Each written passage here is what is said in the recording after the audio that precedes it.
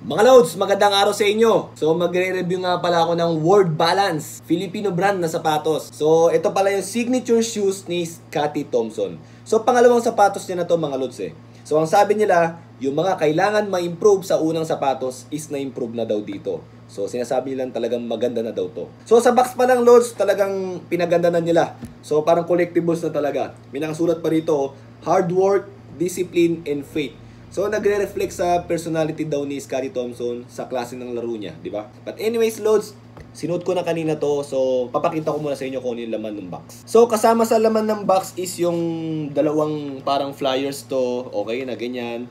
Na may nakasulat dito kung ano ba yung mga ginamit na materials doon sa mismo sapatos. Tsaka parang poster ni poster na maliit ni Scottie Thompson. Yan. So, kasama na to. Punta na tayo sa may sapatos. So, eto na mismo yung sapatos, mga Lods. Okay? So, quick look muna tayo. Oops. Uy. Okay. Yan. So, magkaibang kulay siya. Ito, kulay blue naman. So, alam niyo na siguro ibig sabihin yan. Medyo makabayan yung sapatos na to. Tingnan natin yung ilalim. Wow, di ba? Tapos, yung likod. Yan. May mga sulat-sulat pa. Okay? So, kung sa design at design lang, Lods, medyo okay naman siya. Presentable. Maganda naman. So, Lods, umpisahan natin sa top material niya. So, sa top materials, Lods, ang ginamit dito is mainly yung parang fly knit. So, knitted material to para maging breathable siya at magaan.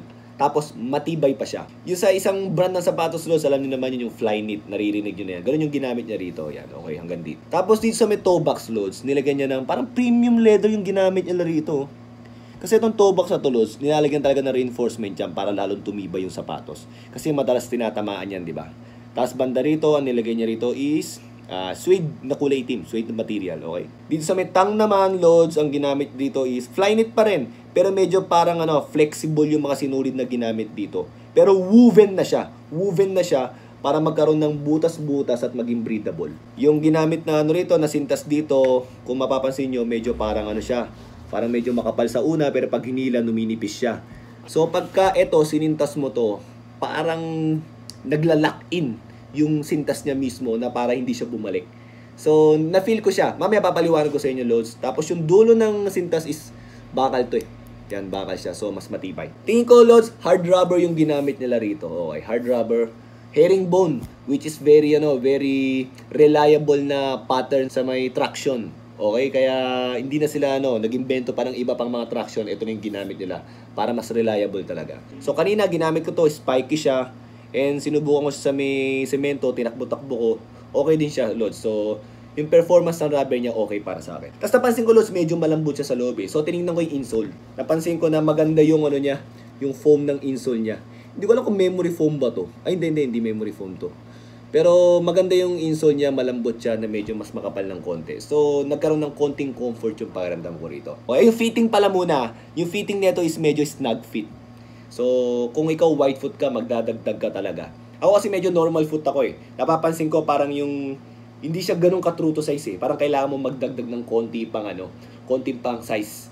So, yun yung nafe-feel ko dito. Nagkataon lang na normal kasi yung foot ko eh. Hindi ako wide foot, hindi ako narrow foot. So, medyo natitiis ko pa to. Kung medyo pag narrow foot ka, mag-true to size ka. Pero pag normal foot ka, medyo pwede ka magdagdag ng konti. Pag wide foot, automatic, magdagdag ka talaga. So, sa performance naman mga Lods, eto na. So, eto pala, etong TPU na to, o TPU ba tawag nila rito, okay? So, ito parang sway bar kung tawagin nila. Ito na yung nagkakaroon ng lateral containment tong sapatos na to, which is wala yata sa una. So, kilala niyo naman si Scottie Thompson, di ba? Medyo yung lateral niya, talagang grabe yung lateral niya, di ba? Grabe siya dumipensa, tapos bigla siyang tumatalon. So, eto, Lods, yan. Ito yung for lateral containment. So, nagkaroon siya ng stability. Pagkatapos, Lods, kung mapapansin nyo, itong mga hard rubber na yan, pinapaangat pa niya dito. Ayan. Pinapaangat pa niya hanggang dun. So, kaya niya pinapaangat yan hanggang dun. For anti-rollover yan, Lods eh. So, nagkakaroon pa ng konting protection para hindi mag-roll over yung paa mo. So, may stability siya, Lods. Okay? May stability siya sa mga ganung mga pagkakataon. Tapos, napansin ko rito, Lods, medyo matigas siya. So, kaya pala medyo matigas siya sa loob kasi nilagyan pala nila ng plastic sa loob yan for heel cage. Pagkatapos, tinakpan lang nila ng leather na merong mga sulat dito for design. Tapos, Lods, babalikan natin tong tang niya, di ba? Woven siya. Pagkatapos sabi ko medyo parang flexible yung ginamit na sinulid dito. Kasi sock fit kung tawagin pala tong tang na ganito. So parang medyas na siya mismo na nakasuot sa'yo. So napansin ko rito, Lods, nung sinuot ko siya, so nangyayari, habang hinihila ko to, di ba sinasabi ko nga sa inyo, parang lumiliit nga, di ba, makapal. Biglang parang kikitid yung mismong sintas, di ba? So nangyayari, naglalak na siya dito. Pagkatapos, eto, yumayakap tong dalawa na to. Eto, papansin ko yan, yan, tsaka eto, yumayakap. So, tapos fly knit pa siya, tapos, yung sock fit construction pa yung ginamit dito sa metang na to. So, nangyayari, yung pako at yung sapatos parang nagiging isa. Ganun yung pakiramdam ko rito. So, kaya nga sabi ko, pag white foot ka, Lods, mag-add ka ng size.